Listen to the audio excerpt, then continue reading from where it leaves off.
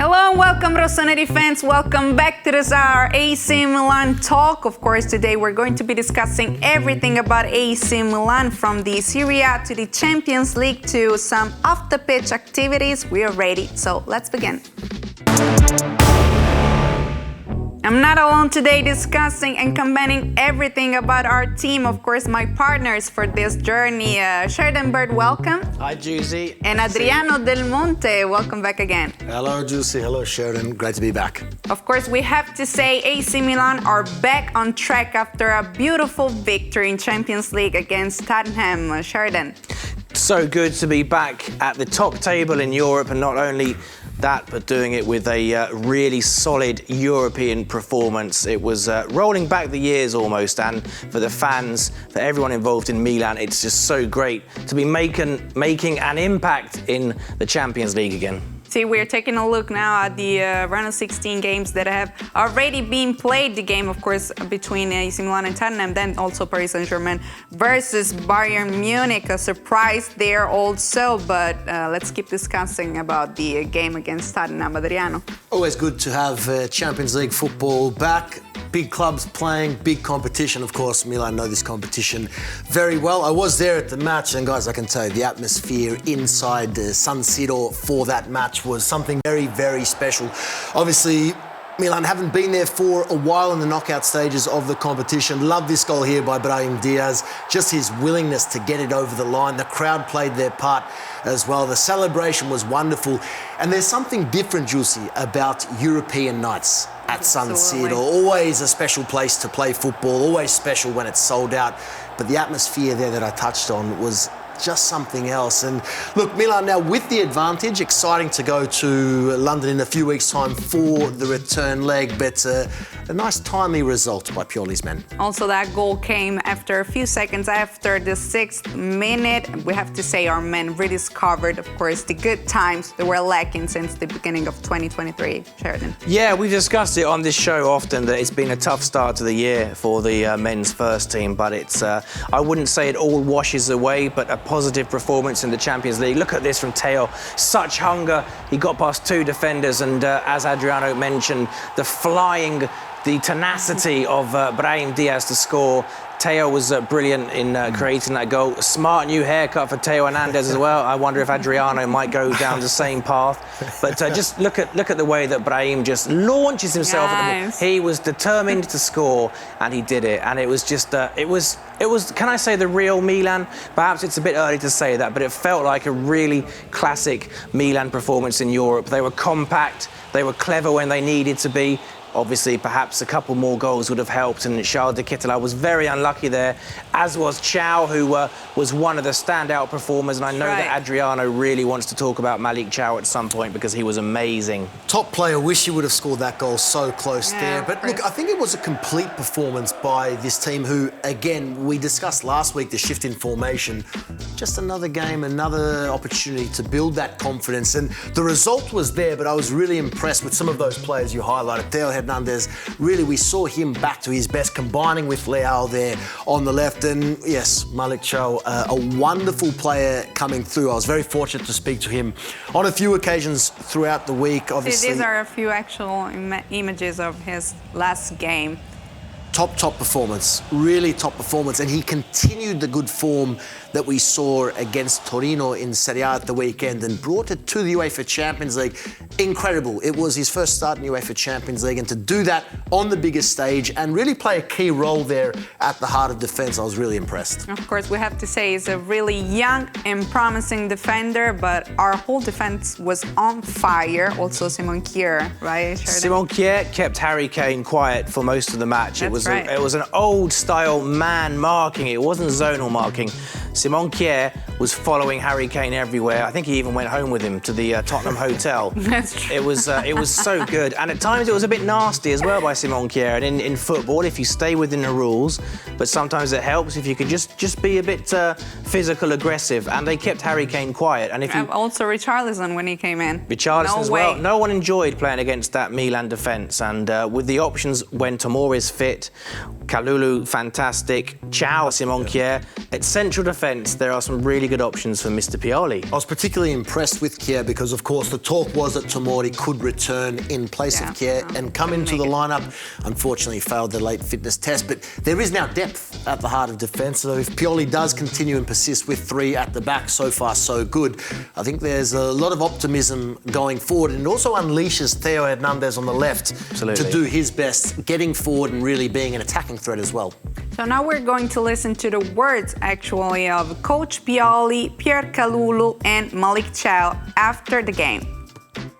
Chiaro che il morale era quello che era prima della partita col Torino, siamo un gruppo molto responsabile, molto consapevole, molto dentro e quindi abbiamo sofferto questo mese, questo sicuro. Però ho continuato a ripetere alla squadra che comunque eravamo nel posto giusto al momento giusto stasera, perché questa ce la siamo creata, ce la siamo voluta con un grandissimo lavoro di 3 anni, quindi comunque avremmo giocato questo tipo di partita, anche perché con un ambiente così non potevamo comunque giocare una partita fiacca, è impossibile perché i nostri tifosi sono fantastici, però contenti, soddisfatti, però adesso pensiamo a sabato, poi la Champions ci sarà quasi un mese e ci arriveremo preparati, sperando chiaramente anche loro recupereranno dei giocatori, ma anche noi possiamo recuperare dei giocatori e sarà sicuramente una grande sfida. Mi aspettavo una sfida così combattuta, con ritmo, con intensità, con tanti duelli e al ritorno sarà esattamente la stessa cosa. Ho apprezzato tutto i tifosi, anche e soprattutto l'espressione iniziale, perché è quello che hanno fatto. Non ci hanno mai abbandonato, è facile fare i tifosi contenti, felici quando le cose vanno bene, invece loro non ci hanno mai abbandonato in un mese dove abbiamo preso tanti gol e perso delle partite importanti. Quindi veramente complimenti a loro e complimenti anche alla squadra perché abbiamo fatto un'ottima partita contro un avversario forte. È solamente il primo passaggio, ma comunque qualcosa di importante. Really happy. For me especially, it's a big moment. But defense and my teammates, they made it easy for me to feel good, to feel comfortable. Yes, and I'm very thankful for this. But of course, yes, the job is not finished, and we have still one leg, and yes, we have to do good there. And of course, yes, today I think we deserve more, like to win with more goals. Yes, the first I had to adapt. It was not that easy for me. The new language, new culture, different game plan. Yes, but after some months and weeks, you get used to it. You know the teammates more, what the coach wants from you. And yes, I'm really happy that now it's going well. Tutti hanno dato il massimo oggi. È normale a questo livello della competizione, se non dà tutto oggi non lo so quanto puoi dare tutto, ma è vero che abbiamo avuto delle grandi occasioni di fare il secondo gol, anche il terzo, ma andiamo andare a casa con il positivo oggi. See how Coach Pioli actually pointed out how important defense were during this game, and also he actually said that AC Milan might have been actually recovered. Do you agree? Certainly a step in the right direction. The victory against Torino with a clean sheet was fantastic. Another clean sheet against Spurs. And that's not easy considering they have Son and they have Harry Kane and Kulusevski. So, yeah, steps in the right direction. And the fans were fantastic even during the difficult phase. That's right. Yep. Even during the dark moments of January, the fans never gave up on the team, and that's what real fans do. And it's too early to say if the team are completely back, but the signs are very positive. They're in the right direction. They're certainly heading in the right direction. And the fans, a special mention, because the role that they have played, staying positive, staying true. How was the atmosphere? The atmosphere was as special as I've seen. Look at these pictures here. The pre-match was, again, as special as I've seen. And again, you really did feel that Champions League football was in the air, that it was back. Of course, we know the numbers. It was the first time Milan were in the knockout stages of the Champions League for almost a decade. Obviously, Brahim's goal was the first goal in the knockout stages of the Champions League at San Siro for almost exactly 10 years. So it had been a long time coming for these fans who have stayed positive, who have stuck true to these Milan players, who have been trying their best. But as Mr. Pioli said, it was a difficult period. They're very confident now that they have put it behind them, and hopefully bigger and better things to come. Also, we heard the words of Malik Chow saying that he's actually adapting pretty well to the three-man defense, and that actually his words, it was not easy to adapt to the game of AC Milan and the direction of the coach. Now I'm succeeding slowly. Easy. Yeah, it takes time. He's a young player and it's very hard to slot straight into a new system. But he's done brilliantly. The only thing that we have to remember is that it's half-time. There's a second match to come in London. That'll be tough. Spurs will be angry. Mr. Conte, Antonio Conte, will have a plan. So it's only half-time, but it's wonderful. So far, so good. They're remaining level-headed, no doubt, but I certainly think defensively they did show enough here, Milan, that they can go to Tottenham and, well, potentially another clean sheet. Really, they kept the attackers at bay. There is a lot of quality in Tottenham. But with that trio of defenders playing in that fashion, I certainly am confident that a repeat of that, and we'll see the very, very best Milan in London in a few weeks' time. But this is what it's all about. Obviously, Scudetto last season, very special, but Milan back amongst the best in Europe and performing at that level in the Champions League is what we want to see plenty more of going forward. Now that we have seen AC Milan with this kind of formation, what do you expect from the actual second leg?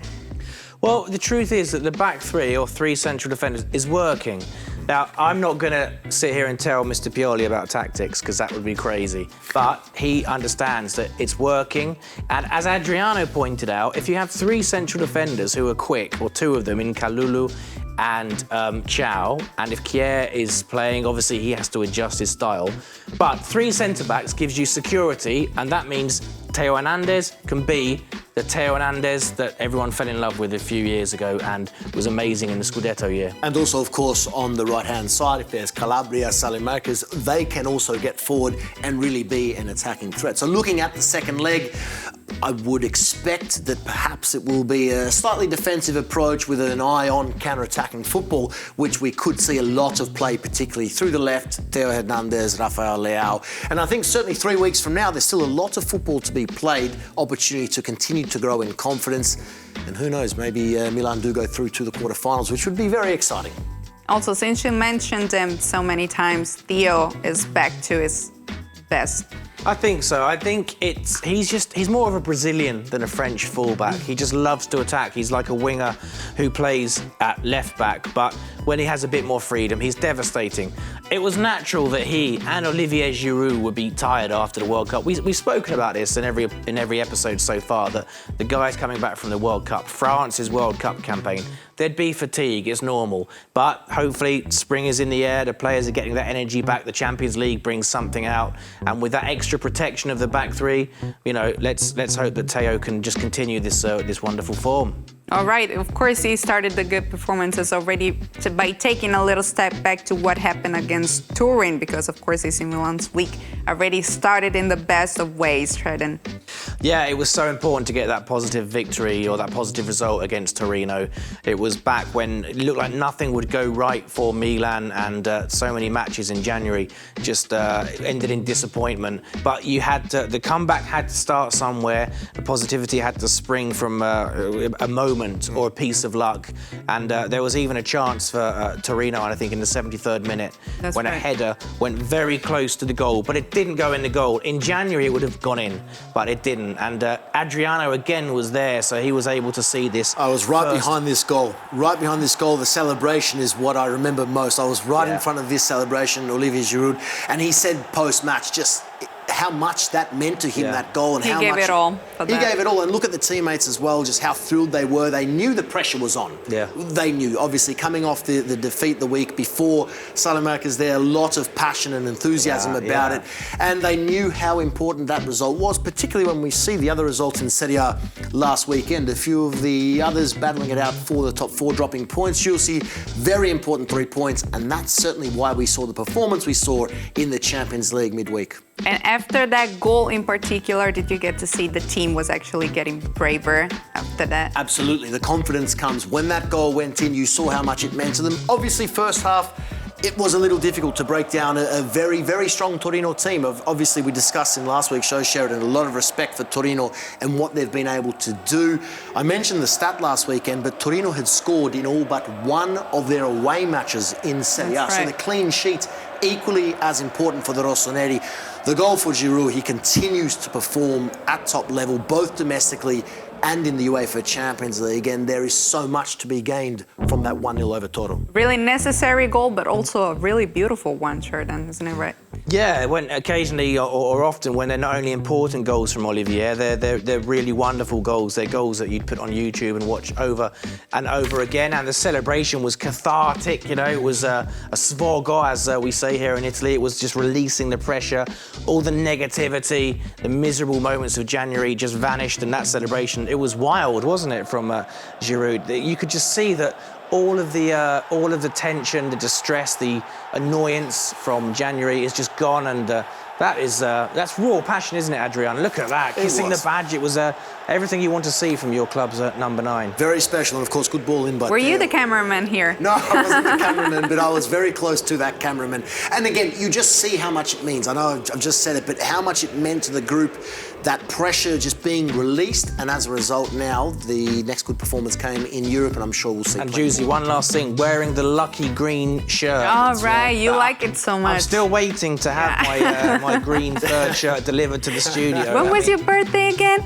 August. August, it's a long run. 25 in August. So, of course. Now, of course, AC Milan will be back on the pitch on a Saturday evening, of course, against Monza. These are the next pictures that we're checking out right now. What do you think we can expect from the game? Monza are in fantastic form. Exactly. And they've picked up some eye-catching results. Most notably, they've beaten Juventus twice this season. They've taken 6 points off Juventus. So Monza are a team that are growing. They've got a very exciting young manager, Palladino. So it's another test. But as we say every week, that you want to be tested every match. You want to play against clubs, against sides that will bring something out of you. And to keep up the momentum, I'd say it's a really good opponent for Milan, because they're playing against a side who have got weapons. Absolutely. I think it's very important, and I actually like the fact that Milan come up against Monza here, one of the most informed teams in Serie A at the moment. This is the time where, again, you really want to test yourselves against teams playing some good football. Monza have been tough to beat in Actually, in recent matches. 2023, they haven't got beat at all. Absolutely, and that's a very rare stat for any club in Europe, let alone just in Serie A. So I think a timely meeting here, obviously the trip not too far at all, a little local derby, very special. And you mentioned what they've done, Sheridan, against Juventus. So a team in form, a team full of confidence, and really I think a Monza team with nothing to lose, but I'm very confident we'll see another step up from Pioli's Milan this weekend. Also, actually, we're finding their owners and management that have made the history of AC Milan. What do you think about that?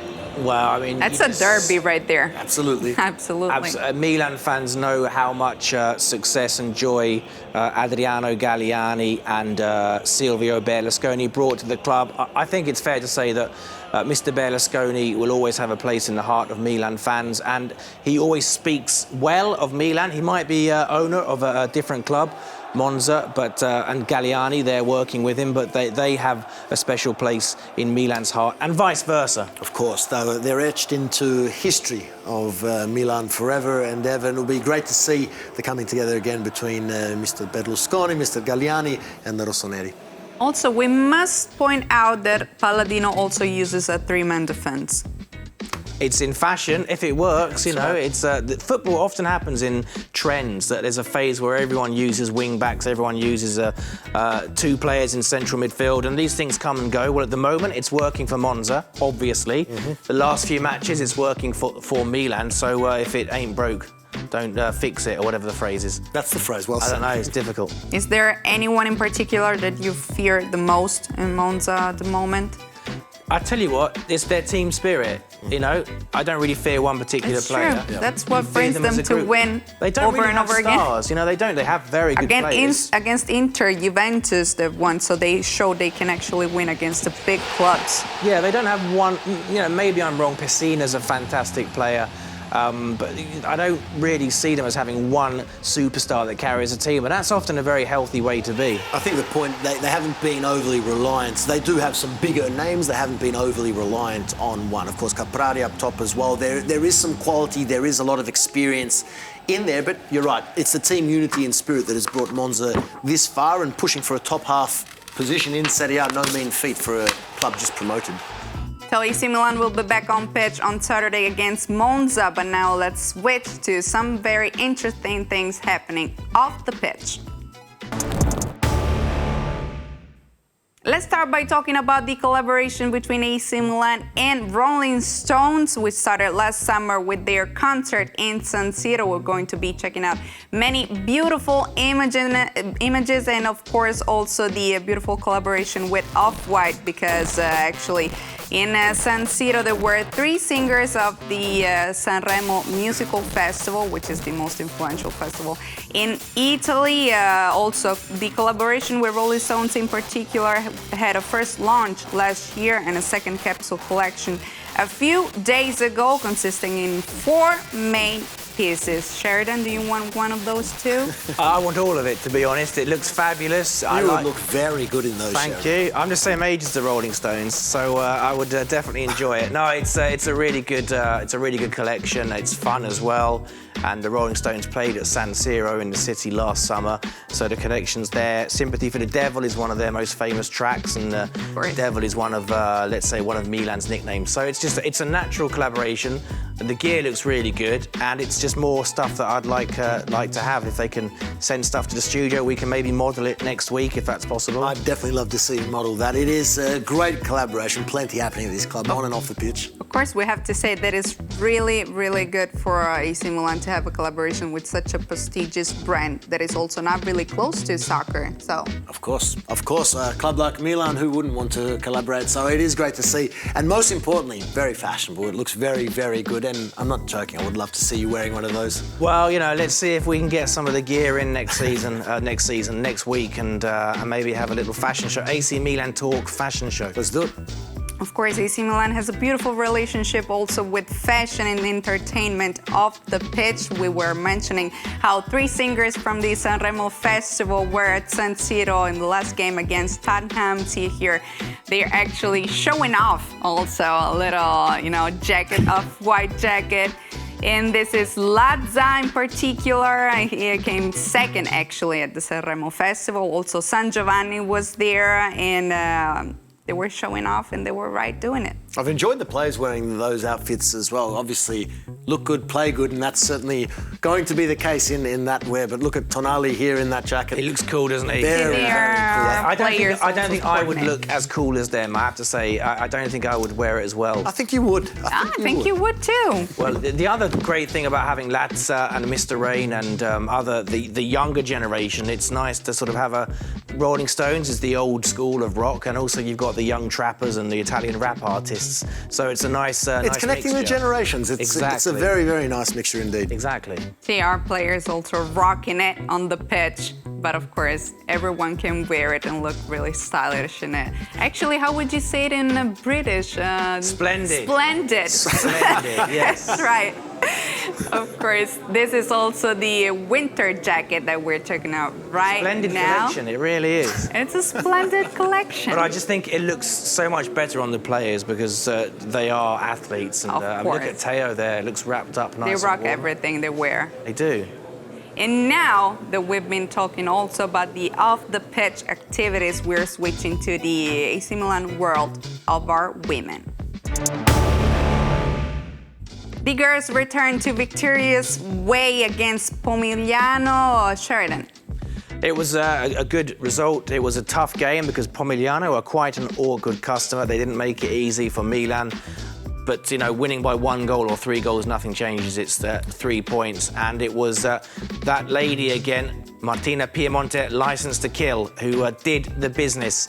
And she really is going through a really good phase of form, Martina. You did say it was going to be a tough one. 3 points were most important there. And we did touch on the other couple of matches, the head-to-head matches there, Fiorentina, Juve, Roma, Inter, exactly. Where there was the chance for, obviously, a couple of those teams to drop points. Obviously, they did. So an important 3 points. Sheridan, 1 round to go then before the championship group commences? Yeah, basically, and I think Milan are looking pretty safe to be in that second part of the season and just to go into it with momentum and good form. And very important as well, going in now, you're playing against the other 4 of the top 5 teams there. Really important, you really battle it out against the best that Italy have to offer. So when we talk about progression and development, timely result and to go in full of confidence. Hopefully one more win to come this weekend, but it's certainly an exciting end to the season to come for the women. Yeah, and these are the salient moments from the match against Pomigliano, who are in the pale blue.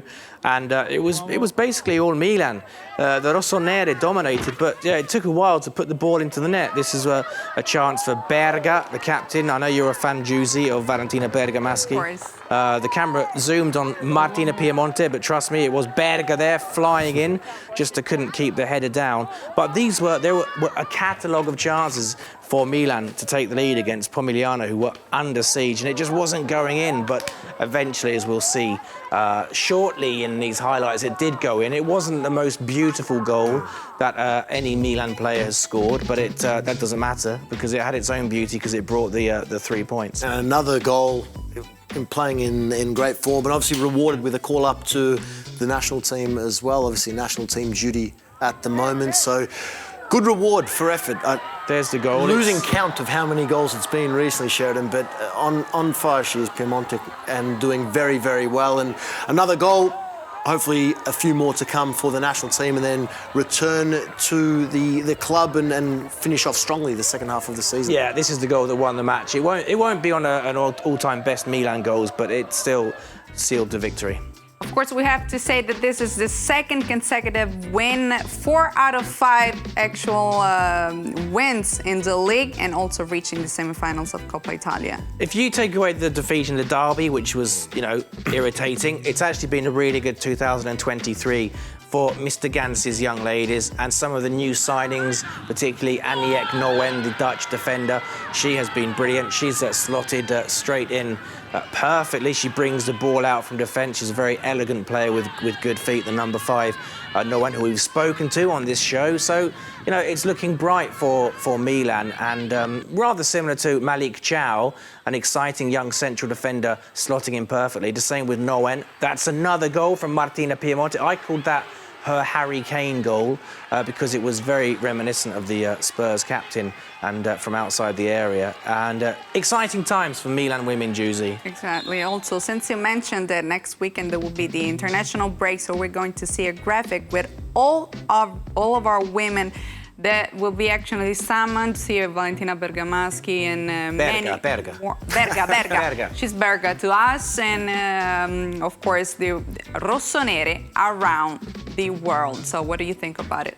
It's an exciting time here. Obviously, the 3 there in the senior Italian national team, they're playing in the Arnold Clark Cup, Juicy, it's called, against England, and they're playing in England against England and South Korea and Belgium. So again, a good opportunity for those 3 girls particularly to really be up to the test against England, who are one of the world's best in the women's game, and 8 or 9 other players there away on international duty. It's always good, and obviously preparations now are in full swing ahead of the Women's World Cup in my home country, Australia. So everyone's very much looking forward to that. So good luck to our women, and we're now switching to another topic, our under-19.